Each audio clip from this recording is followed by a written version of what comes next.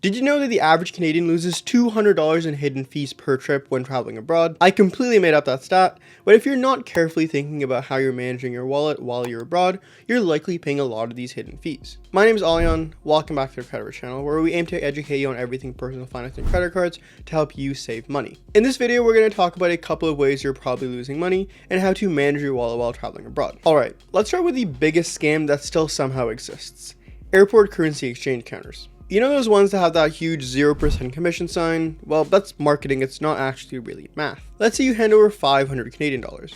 You should really be getting around $500 back in a local currency, minus of course some spread. You check online and it says 1 Canadian dollar is 0.713 US dollars. This means you'll receive about $356.80. But you get to the airport and the ICE counter has a bit of a different rate posted. It's 1 Canadian dollar is 0.68 US dollars. That means that $500 is only giving you $340 back in USD. $16.40 less than you were probably expecting. That's the equivalent to paying basically 3.28% in foreign transaction fee. You're effectively just tipping the airport exchange counter just for existing. And the worst part, you're paying a premium for that cash, which is already not really a really safe way to hold currency. Imagine you wanted to use a credit card for all your purchases instead. Yes, you'll be paying that 2.5% foreign exchange fee, which is again less than that 3.2%, but you'll still be earning a couple of points here and there. The lesson here is to really avoid cash conversions if possible, and generally is to just avoid cash. I know you may be screaming behind the camera saying, "Oh, Alion, but in Japan, they don't take card." You're not entirely wrong. There's certainly a lot of places in Japan compared to other places that, a lot of people go to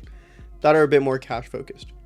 That being said, almost everything I did there, I was able to use cash. Yes, there's definitely more places in somewhere like Japan that don't take cash, but if you really think about it, over the course of an entire trip, how much are you really spending on those items versus everything else?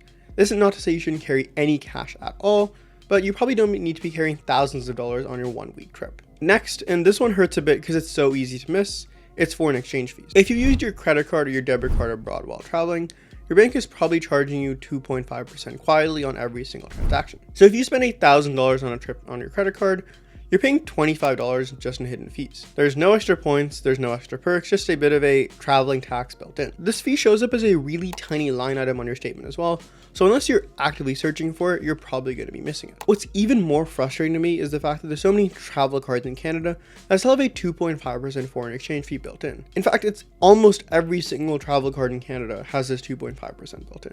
Even things like the American Express Platinum card that should be meant as primarily a travel card still have this baked in, and it really frustrates me. How are you going to call yourself a travel card and then charge me a fee for traveling outside the country I'm in? Alright, with that rant over, next up is ATMs. Like myself, you might think, I'll just get some cash when I get there.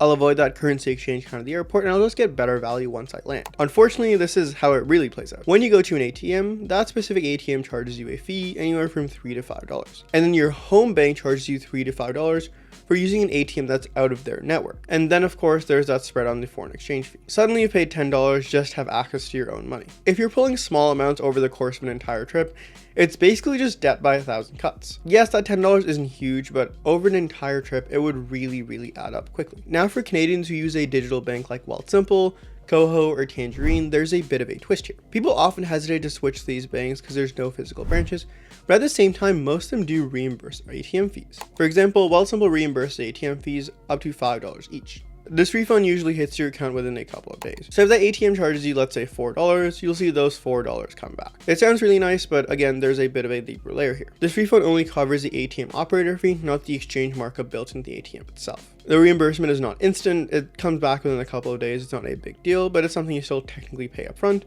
And third, not every ATM in the entire world may be covered.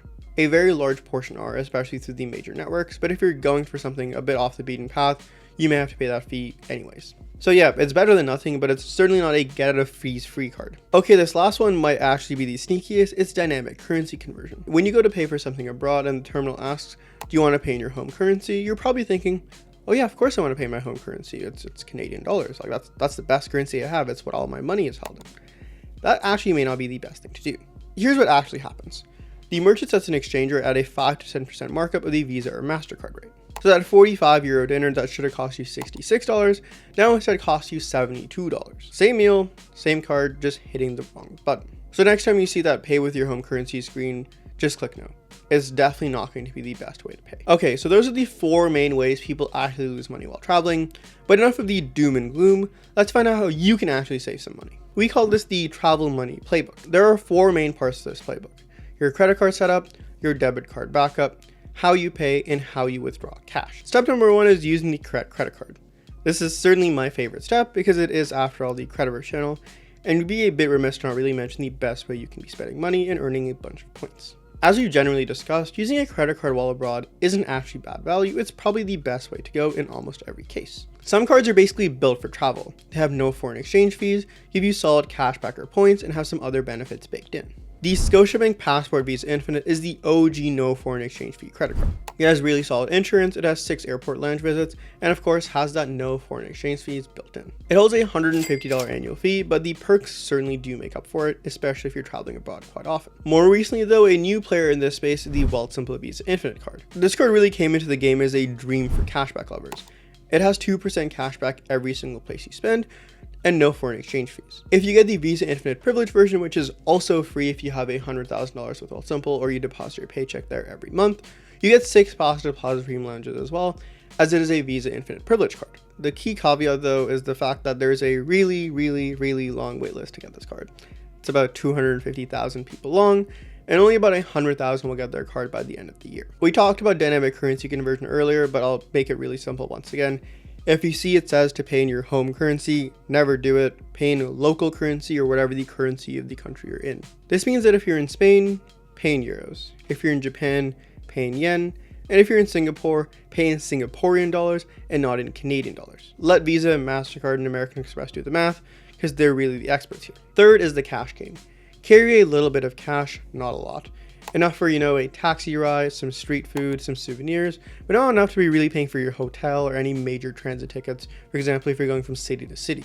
If you need cash for a trip, withdraw it all at once instead of paying that ATM fee over and over again. Also, try it at ATMs in major banks, as opposed to just a random one on the side of the street. I used a Spain example earlier, so if you're in the streets of Barcelona, probably use a Santander ATM or one of the ones at the big banks there, as opposed to just a random one you see on the corner. Finally, keep your spending cash very different from your emergency cash, perhaps in a hotel safe or something. And remember what we said about digital banks once again. They're certainly not perfect, but if you can save $5 every single time, it might be worth just getting one of these accounts and putting some money onto it while you're traveling.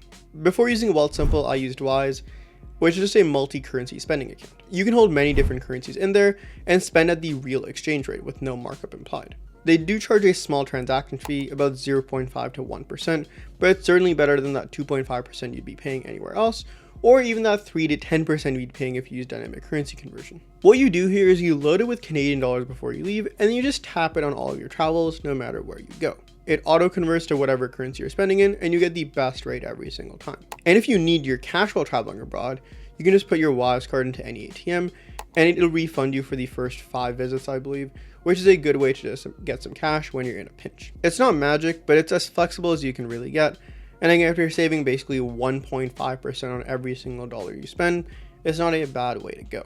I used it as my travel checking account as opposed to my personal bank while I was traveling, just to keep things a little bit more safe. That's it. That's the playbook.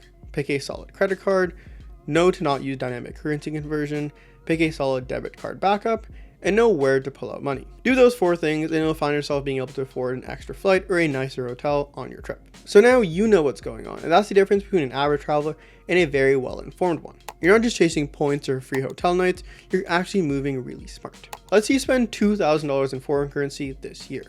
If you skip airport exchanges, that's $150 saved. If you ditch that 2.5% foreign exchange fee on your credit card, that's another $50. If you use a smart debit setup for cash, that's probably $30 or $40 saved. And if you avoid that dynamic currency conversion scam, that's probably $25 to $50 more, again, just back to your pocket. That's over $250 just by knowing about some of these hidden fees. If you want to build the same travel money setup I built, I've linked the entire thing in the description below. So those are my credit card picks, the debit card account I use, and a couple of other tools I find pretty useful while I'm traveling. That's all we got for today. Thank you so much for taking the time to watch. I know this was a bit of a different video, but I hope you guys still found it really interesting. For us, we know we talk a lot about how you can get the maximum number of points and how to redeem these points, but we don't actually talk about what you should do while you're traveling, and I think that makes up a big part of it. So we do hope you really enjoyed. If you do want more of these educational type pieces of content, not really like a credit card review, do let us know down in the comments below, and we'll see you soon. Take care.